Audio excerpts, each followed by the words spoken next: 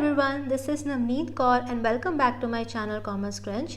सो आज के इस वीडियो में हम डिस्कस करेंगे important topics for UGC NET exam 2020 paper 2 commerce के लिए। ठीक है, from unit 5 that is business statistics and research methods part 2। इस वीडियो में हम रिसर्च मेथड्स टॉपिक से रिलेटेड इंपॉर्टेंट टॉपिक्स क्या बनते हैं वो डिस्कस करेंगे। एंड पार्ट 1 में हमने बिजनेस स्टैटिस्टिक्स पार्ट से जो भी टॉपिक्स इंपॉर्टेंट बनते थे वो हमने डिस्कस किए। राइट, सो गाइज ये टॉपिक्स आपके एग्जाम पॉइंट ऑफ व्यू से काफ़ी ज़्यादा इंपॉर्टेंट है।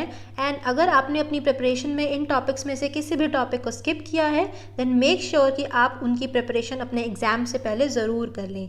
राइट, सो पार्ट 1 भी मैंने बनाया है जिसमें बिजनेस स्टैटिस्टिक्स के इंपॉर्टेंट टॉपिक्स को डिस्कस किया है। सो वो आप नीचे डिस्क्रिप्शन बॉक्स में मैं लिंक दे दूंगी, आप वहाँ से जाकर चेकआउट कर सकते हैं।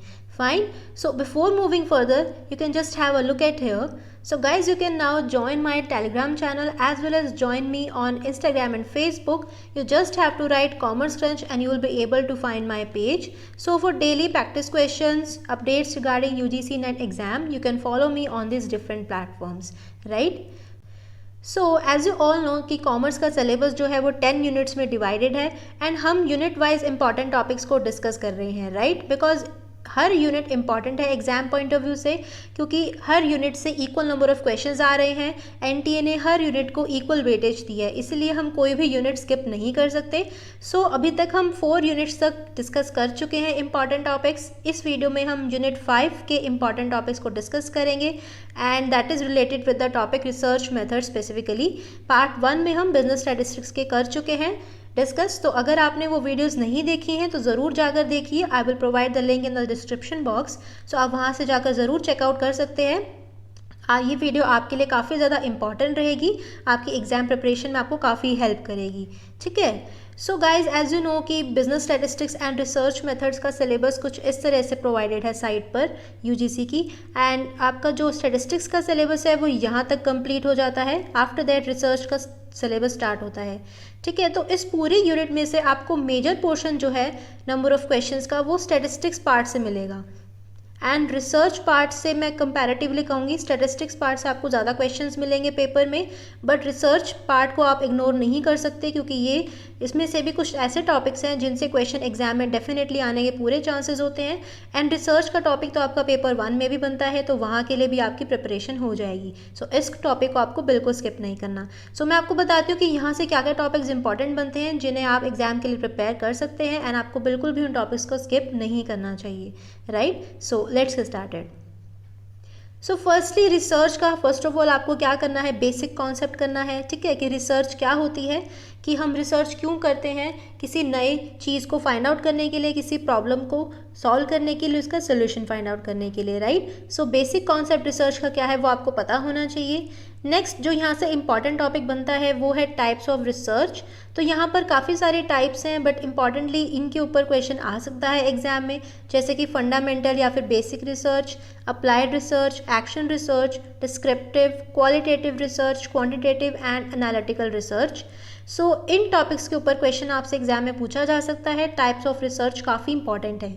ठीक है, next is process of research. वैसे process of research specifically syllabus में मेंशन नहीं है, बट क्योंकि हम रिसर्च पढ़ रहे हैं तो हमें पता भी होना चाहिए कि रिसर्च का फुल प्रोसीजर क्या होता है, कितने स्टेप्स होते हैं। स्टार्टिंग में हम प्रॉब्लम को डिफाइन करते हैं एंड लास्ट में जाकर जब हमें सोल्यूशन मिल जाता है, रिजल्ट्स को फाइंड करते हैं, इंटरप्रेट करते हैं, तो लास्ट में रिपोर्ट राइटिंग होती है। राइट, सो ये स्टेप्स आपको एक बार ज़रूर पढ़ने चाहिए कि क्या क्या पूरे स्टेप्स होते हैं रिसर्च में। तो इससे आपको क्वेश्चन अगर कुछ इससे रिलेटेड एग्जाम में आ जाता है तो आप उसको इजीली सॉल्व कर सकते हैं। ठीक है, नेक्स्ट इज रिसर्च डिज़ाइन। तो रिसर्च डिज़ाइन क्या होता है, काइंड ऑफ ब्लूप्रिंट होता है कि आपको रिसर्च करते टाइम डेटा को कैसे कैसे कलेक्ट करना है। ठीक है, ये भी एक्सप्लोरेटरी रिसर्च डिज़ाइन होता है, कॉजल रिसर्च डिज़ाइन होता है एंड डिस्क्रिप्टिव रिसर्च डिज़ाइन होता है। राइट, तो रिसर्च डिज़ाइन के ऊपर भी आपको ये थोड़ा सा पढ़ना चाहिए कि रिसर्च डिज़ाइन क्या होता है। यहाँ से इंपॉर्टेंट टॉपिक जो बनता है वो मेनली टाइप्स ऑफ रिसर्च का बनता है। Next data collection. Data collection काफ़ी इंपॉर्टेंट है एंड काफ़ी इजी भी है। फर्स्टली यहाँ पर आपको टाइप्स ऑफ डेटा करना है कि 2 टाइप्स ऑफ डेटा होता है, प्राइमरी एंड सेकेंडरी डेटा। ठीक है, प्राइमरी वही जो फर्स्ट टाइम कलेक्ट होता है एंड सेकेंडरी वो जो ऑलरेडी कलेक्टेड होता है जिसे आप सेकेंड टाइम यूज़ करते हो अपनी रिसर्च के लिए, ठीक है। यहाँ से इंपॉर्टेंट काफ़ी बन जाता है methods of collecting data. Methods में आपका census method and sampling method. Census means जहाँ पे आप पॉपुलेशन के हर एक आइटम को स्टडी करते हो। सैम्पलिंग में आप पॉपुलेशन के कुछ पोर्शन को स्टडी करते हो जिसे आप सैम्पल की तरह सिलेक्ट करते हो, ठीक है।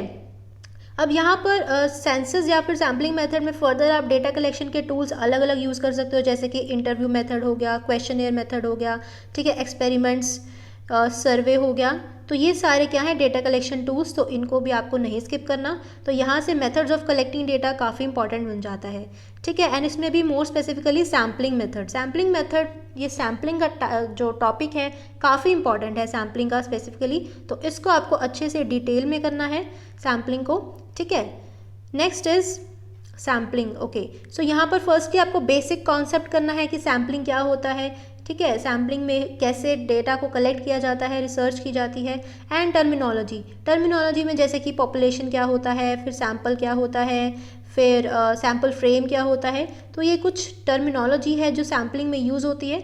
तो आपको टर्मिनोलॉजी बेसिक थोड़ी पता होनी चाहिए कि हर चीज़, हर टर्म का क्या मीनिंग है सैम्पलिंग मेथड के अंदर, ठीक है। जो यहाँ से इंपॉर्टेंट बनता है वो बनता है methods of sampling. Probability and non probability methods, ये काफ़ी इंपॉर्टेंट है, इसके ऊपर आप क्वेश्चन डेफिनेटली एक्सपेक्ट कर सकते हो एग्जाम में। तो probability methods and non probability methods आपको कोई भी स्किप नहीं करना, सारे अच्छे से डिटेल में करने हैं, ठीक है। एंड मैंने नॉन प्रोबेबिलिटी मेथड्स के ऊपर एक सेपरेट वीडियो भी बनाई हुई है, अगर आपको वो कॉन्सेप्ट क्लियर करना है तो आप उस वीडियो को चेकआउट कर सकते हैं। I will definitely provide the link in the description box, ठीक है। नेक्स्ट यहाँ से टॉपिक है sampling distribution, then central limit theorem and standard error. तो जब सिलेबस चेंज हुआ, नया सिलेबस आया, तो ये तीन जो टर्म्स हैं ये न्यूली ऐड हुई थी सिलेबस में। ये तीनों टर्म्स रिलेटेड हैं। सैम्पलिंग डिस्ट्रीब्यूशन क्या होता है, फिर सेंट्रल लिमिट थ्योरम, वो सैम्पलिंग डिस्ट्रीब्यूशन में ही यूज़ होती है टर्म, एंड स्टैंडर्ड एरर भी यही सैम्पलिंग डिस्ट्रीब्यूशन में ही यूज़ होती है। तो वैसे इसके ऊपर क्वेश्चन का अभी कुछ हम कह नहीं सकते क्योंकि अभी तक तो क्वेश्चन एग्जाम में नहीं आया इसके ऊपर, बट क्योंकि ये नया टॉपिक ऐड हुआ है तो चांसेस हैं कि इस बार क्वेश्चन आ सकता है। तो आप इसको एटलीस्ट एक बार पढ़ लो इसके कॉन्सेप्ट को कि होता क्या है, ताकि अगर कोई रिलेटेड क्वेश्चन आए तो आप उसको इजीली अटेम्प्ट कर सको, है ना। एंड ये सारे तीनों टॉपिक्स क्या हैं, रिलेटेड है एक दूसरे से। तो अगर आप एक टॉपिक करोगे तो दूसरा भी आपका जल्दी हो जाएगा, अलग अलग टॉपिक्स ये नहीं है, ठीक है। तो यहाँ से आपको ये भी टॉपिक्स कर लेने चाहिए बिकॉज ये न्यूली ऐड हुए हैं सिलेबस में। मेन यहाँ पे इंपॉर्टेंट आपका मेथड्स ऑफ सैम्पलिंग बनता है, इसको बिल्कुल भी स्किप मत करना आप, आपके पेपर 1 के लिए भी काफ़ी इंपॉर्टेंट है ये टॉपिक, ठीक है। एंड लास्टली स्टैटिस्टिकल टेस्ट और हाइपोथेसिस टेस्टिंग।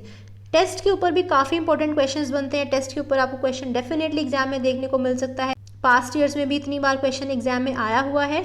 तो 2 काइंड ऑफ टेस्ट होते हैं, parametric test and non parametric test.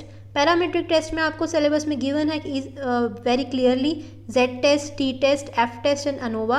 And non parametric test में भी आपको गिवन है chi square test, Mann Whitney test and Kruskal Wallis test. तो ये आपको सारे टेस्ट करने हैं, कोई भी टेस्ट स्किप नहीं करना। हर टेस्ट का क्या मीनिंग होता है, सबका कॉन्सेप्ट क्या है, आपको अच्छे से करना है बिकॉज टेस्ट के ऊपर क्वेश्चन एग्जाम में आता ही आता है।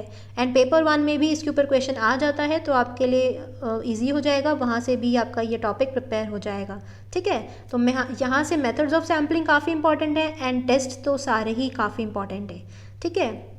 सो गाइज ये कुछ इंपॉर्टेंट टॉपिक्स थे आपके रिसर्च मेथड्स वाले टॉपिक से यूनिट 5 के, ठीक है। एंड बिजनेस स्टैटिस्टिक्स के मैं पार्ट 1 वीडियो में डिस्कस कर चुकी हूँ, तो आप वो वीडियो जाकर चेकआउट कर सकते हैं। एंड अगर मैं कहूँगी इस यूनिट से तो मेजर पोर्शन जो है क्वेश्चंस का वो स्टैटिस्टिक्स यूनिट से आता है एंड रिसर्च से कंपैरेटिवली कम आता है, बट क्वेश्चंस आते हैं तो आपको ये टॉपिक स्किप नहीं करना चाहिए। So guys this is all for today's video. I hope आपको वीडियो अच्छी लगी। Do not forget to hit the like button and share it with your friends. I'll meet you in the next video very soon. Till then, keep learning and thank you so much.